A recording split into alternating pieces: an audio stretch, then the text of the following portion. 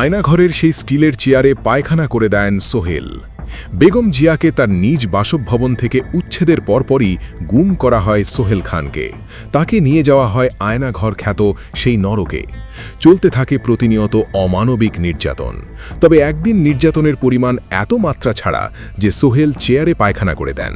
সোহেলকে চোখ বেঁধে নিয়ে যাওয়া হয় অন্য একটি কক্ষে, বসানো হয় একটি সাদা চেয়ারে। সোহেলকে আয়নাঘরের সেই হায়নারা বলল, জানো সোহেল, এই চেয়ারেই 111-এর সময় অনেক রাজনৈতিক নেতা স্ট্রোক করে মারা গেছেন। সোহেল তখন সেই চেয়ারেই বসা। তার ভিতরে ভয় আরও তীব্র হয়ে গেল। এরপর সোহেলকে বরাবরের মতোই আবারও জিজ্ঞাসা করা হলো, সোহেল, এখনো সময় আছে, দয়া করে বলো তোমরা সরকার পতনের জন্য কি কি মেসেজ পেয়েছো, তোমাদের প্ল্যান কি? সোহেল বারবারই উত্তর দিচ্ছিল, আমি শুধু মিছিল করি, বিএনপি ভালো লাগে তাই। এরপর হায়নাদের একজন বলল, ঠিক আছে, কোনো কথা হবে না, এবার স্টার্ট। বলার সাথে সাথে চেয়ারটি তীব্র একটি ঝাঁকি দিয়ে ওঠে। মানে চেয়ারে প্রবাহিত তীব্র বিদ্যুতের প্রভাবে লাফিয়ে ওঠেন সোহেল। সোহেলের হাত পা চেয়ারের সাথেই বাঁধা ছিল।